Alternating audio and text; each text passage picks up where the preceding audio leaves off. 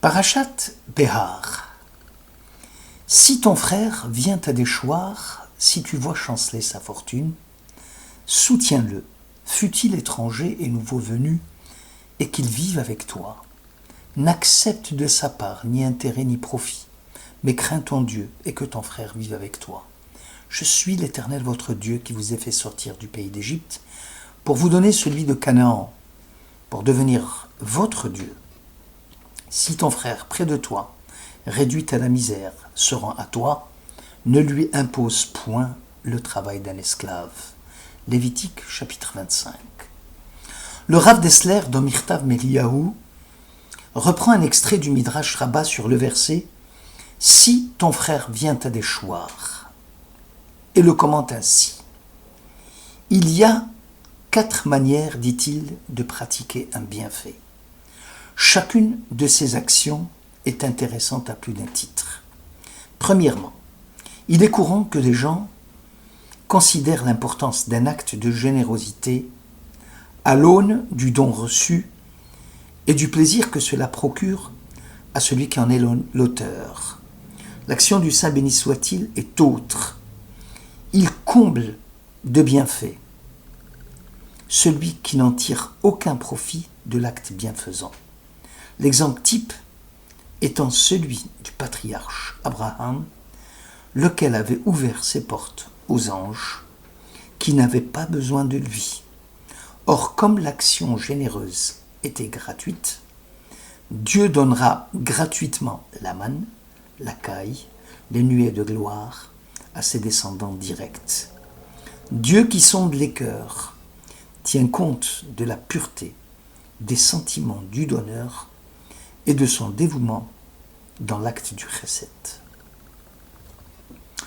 Deuxièmement, il est communément admis qu'il faille s'empêcher de faire le bien avec quelqu'un de fortune, puisqu'apparemment le fortuné n'en éprouve pas le besoin. Dieu agit autrement. Israël dans le désert était pris en charge entièrement par le Saint béni soit-il. Israël pouvait s'en passer des services de Ammon et de Moab, les 2 peuples qui s'étaient abstenus d'offrir du pain au peuple hébreu. Pourtant, le peuple hébreu semblait fortuné puisque Dieu volait à son secours. Et la punition infligée à ces 2 peuples fut terrible. Ils ne peuvent plus jamais faire partie de l'assemblée de Dieu, Ammon et Moab. Riche ou pauvre, tout homme en déplacement, en pays étranger, éprouve un besoin d'être reçu avec égard. Et cela bien que financièrement, il soit à l'abri de la misère et n'attend rien de la charité des autres. Celui qui n'est pas capable de comprendre profondément la situation de l'étranger ne peut prétendre au bienfait de Dieu. La troisième opinion du Rav Dessler. Il écrit « L'opinion publique considère que payer de retour quelqu'un de charitable n'a rien d'exceptionnel. Dieu ne l'entend pas ainsi. Moïse sauva les filles de Yitro. Ce dernier invita Moïse à partager son pain. Jusque-là, rien d'exceptionnel. Pourtant, Dieu va rétribuer les enfants de Yitro 300 ans après. Saül, le premier roi des Hébreux, dit à la descendance de Yitro, le Kéni, « Séparez-vous de l'Amalécite, car je pouvais vous anéantir avec lui. Et cependant, vous avez agi avec bonté à l'égard des fils d'Israël, à l'époque où ils quittèrent l'Égypte. » Samuel, chapitre 15. Or, seul Moïse a bénéficié des faveurs de Yitro.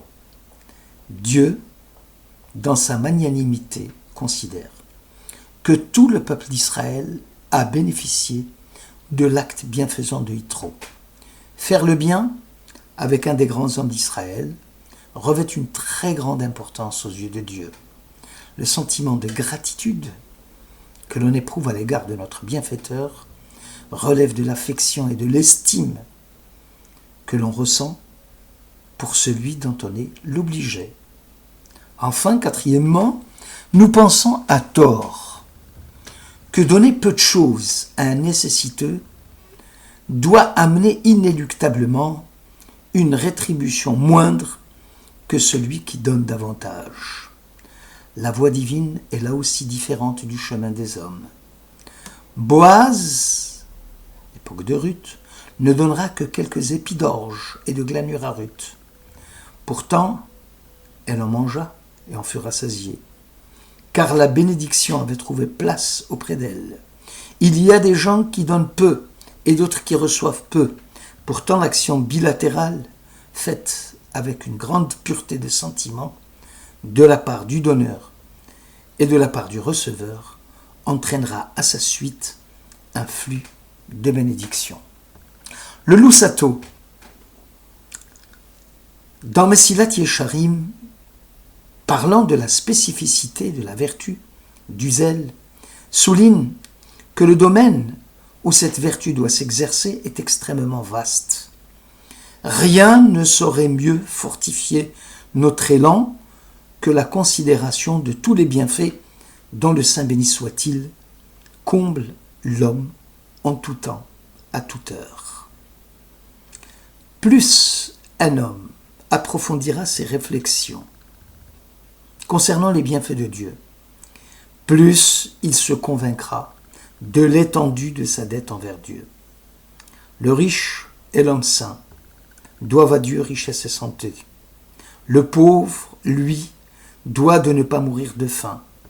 Le malade, lui, doit la reconnaissance de l'épargner de la mort. En considérant ses bienfaits, dont lui est redevable, l'homme sent s'éveiller en lui ce besoin de mettre son zèle au service de son Créateur et donc du plus démuni. Le Maguide de Dubnov, dans le commentaire sur le verset « Si ton frère vient à déchoir », s'appuie sur la citation du psaume 41 « Heureux celui qui s'intéresse aux pauvres. Au jour de la calamité, l'Éternel le sauvera. L'Éternel le protégera, lui conservera la vie et il jouira du bonheur sur la terre.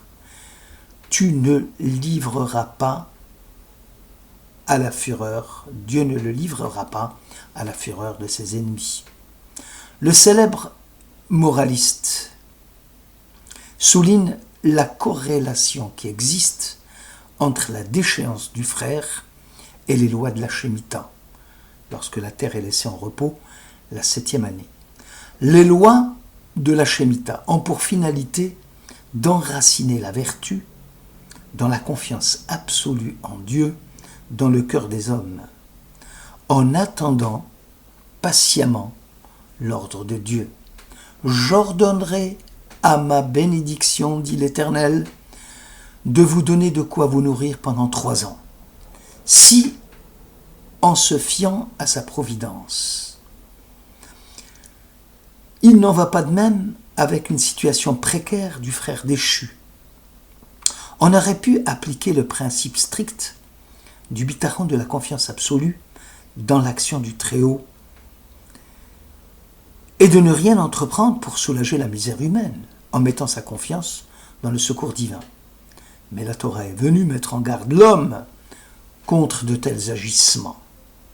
Seul le rapport vertical homme-Dieu obéit aux lois de la Shemitah.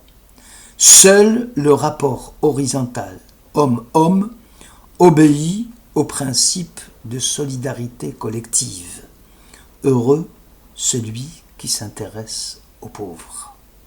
Ce que dit le Maguide de Dubnov, c'est que l'homme assoiffé du Dieu vivant brise les frontières du réel et s'élance vers les hauteurs. Il se trempe dans la réalité concrète, la misère humaine, et supplie Dieu de l'aider à le soulager. L'idée du sacré n'est pas une forme séparée et isolée de la réalité. Aider quelqu'un à faire le bien est la représentation de la transcendance dans le domaine concret. C'est faire descendre Dieu sur terre. C'est à travers les actes de Tzedaka, à travers sa vie corporelle, par l'intermédiaire des actions charitables, justes, humaines, que l'homme insère Dieu dans la vie concrète. La loi juive est une loi pratique, utilitaire, et son lieu d'application, c'est ce monde-ci. La loi juive, en statuant sur le frère qui chancelle, tend à objectiver la religion, dans des formes fixes et précises, et dans des lois définies et durables, qui sont de plein pied dans la réalité du monde, afin d'éviter de laisser ce monde à l'anarchie, de laisser l'organisation de la vie individuelle et sociale uniquement à l'homme et à la violence. La tzedaka, donc charité-justice, est l'acte qui permet de rectifier là où la justice stricte risque d'engendrer l'iniquité. La tzedaka est destinée à empêcher que s'établissent des conditions générales d'injustice, car c'est une justice et elle seule qui rétablit l'équilibre. La législation hébraïque veille avec un soin particulier à la tzedaka au sens de justice d'équilibre. Le droit romain, définissant le terme propriété comme la liberté d'user de ses biens à sa guise, la loi juive stipule tout bien est engagé de prime abord au service des nécessiteux. Du point de vue de la philosophie du droit, il est important de souligner que le pauvre ne reçoit pas ses prestations en cadeau et que le propriétaire ne les offre pas par générosité personnelle. Ainsi, la dîme des pauvres, la 3e et la 6e année du cycle shabbatique de la Shemitah, ou les lois de la glanure, ou celles de l'angle du vignoble laissé en jachère, indiquent que l'indigent les perçoit au même titre que l'État perçoit les impôts. Ainsi, une servitude légale pèse sur le propriétaire foncier. Il en est de même de la jouissance de la propriété convertie en simple location, jusqu'à l'année jubilaire. De cette législation, plusieurs conséquences importantes se dégagent. Premièrement, il y a dans le judaïsme une transformation radicale de la notion de propriété. Et de ce système a une grande valeur pédagogique. L'intérêt général prime sur l'intérêt privé. Deuxièmement, aucune famille d'Israël ne peut ainsi se paupériser, car elle conservera intact son patrimoine foncier. Et c'est ce que dit le texte, il n'y aura pas d'indigents à l'intérieur du pays. Troisièmement, le prix des terrains agricoles restant raisonnable, puisque l'acheteur doit tenir compte des corvées qui le séparent du jubilé. Et par conséquent, il y a un frein au renchérissement des produits agricoles. En résumé, une justice égale pour tous, sans aucune discrimination, et qui aide à découvrir la vérité et à fonder sur elle les décisions à prendre. Une tzedaka justice compensatrice qui asservit les droits des individus à la collectivité et qui empêche l'individu d'étendre ses droits au point d'attenter aux droits des autres. La justice et la charité ne peuvent régner que si chacun est pénétré de la certitude que ce sont là des pierres d'angle de la maison d'Israël. Merci de votre écoute.